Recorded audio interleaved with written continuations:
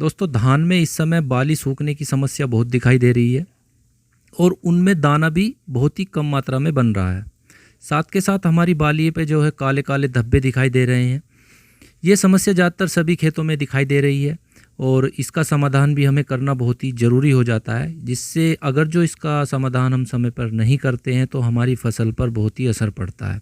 तो आज इस वीडियो में हम इसी बारे में बात करेंगे कि हमारी धान की फसल में बालियां क्यों सूख रही हैं, इसका कारण क्या है और इसका हम निदान किस प्रकार कर सकते हैं। नमस्कार दोस्तों, मैं हूं अंकुर चौधरी और आप देख रहे हैं कृषि की बात यूट्यूब चैनल। दोस्तों चैनल पर नए आए हो तो प्लीज़ चैनल को कर लीजिए सब्सक्राइब, दबा लीजिए बेल आइकन, जिससे आने वाली खेती से संबंधित सभी जानकारी आपको समय समय पर मिलती रहे।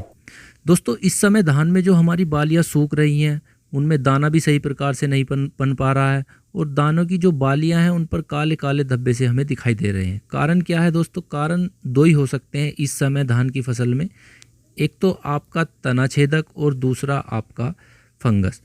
इस समय अगर जो हम धान की फसल में अपने में पानी की मात्रा अधिक रखते हैं तो ज़्यादातर तना छेदक लगने की संभावना बहुत अधिक हो जाती है। तो इसलिए पानी को अपने खेत में ज़्यादा ना होने दें।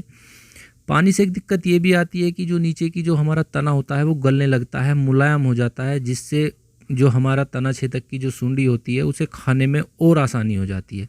तो इसलिए पानी को जो है कम रखें। दूसरा होता है फंगस।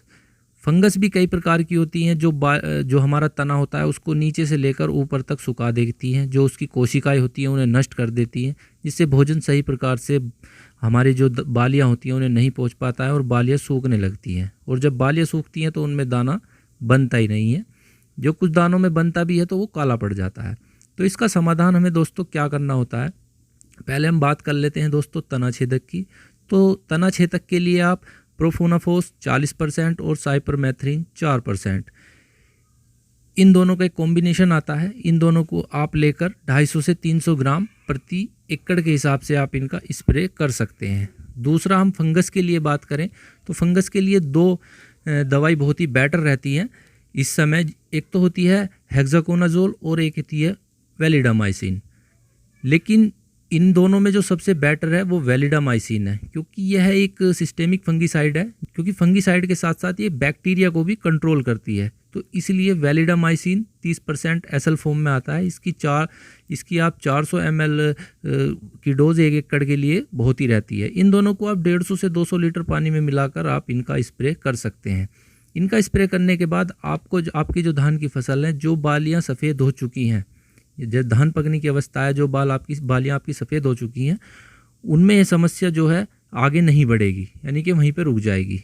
अगर जो आप इनका निदान अभी नहीं करते हैं तो यह आगे बढ़कर और ज़्यादा दिक्कत करेगी, क्योंकि यह फंगस और फैलेगी और फैलने के साथ साथ ये और जो बालियाँ हैं उनमें भी दाना बहुत कम मात्रा में बनेगा। तो इसलिए आप इन दवाइयों का स्प्रे करें और अपनी धान की फसल में जो आपकी जो बालियाँ सफ़ेद और सूखी हुई दिखाई दे रही हैं वे आपकी कंट्रोल हो जाएंगी।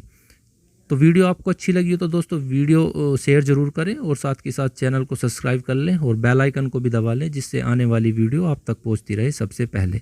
इसी के साथ जय जवान जय किसान।